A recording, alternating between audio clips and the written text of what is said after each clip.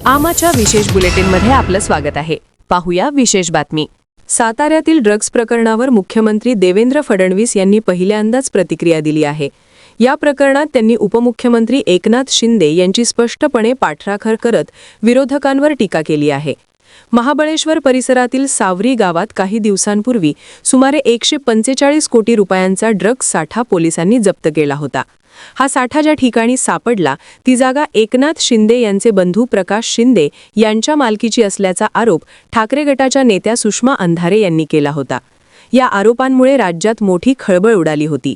या पार्श्वभूमीवर मुंबईत माध्यमांशी बोलताना देवेंद्र फडणवीस म्हणाले, पहिल्यांदा तर मी पोलीस विभागाचं अभिनंदन करतो की हा जो काही त्या ठिकाणी धंदा चालला होता तो पूर्णपणे त्याचा पर्दाफाश करून आणि त्याच्यावर मोठी कारवाई पोलिसांनी केली आहे। या संपूर्ण प्रकरणामध्ये जाणीवपूर्वक राजकीय दृष्ट्या कुठेतरी उपमुख्यमंत्री एकनाथराव शिंदेजींचं नाव आणण्याचा जो प्रयत्न चाललेला आहे तो चुकीचा आहे, तो निषेधार्ह आहे।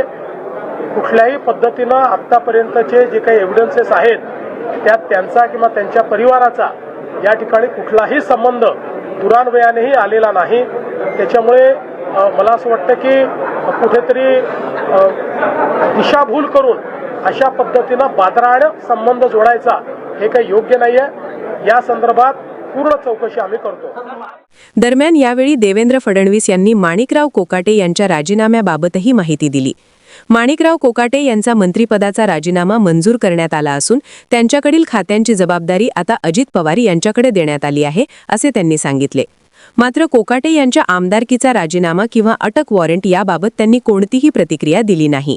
माणिकराव कोकाटेंचा राजीनामा मंजूर करण्यात आलेला आहे आणि त्यांच्या खात्यांची जबाबदारी आता अजितदादांकडे देण्यात आलेली आहे। आमा चॅनलला लाईक करा, बातमीला शेअर करा, सबस्क्राइब फॉलो करायला विसरू नका।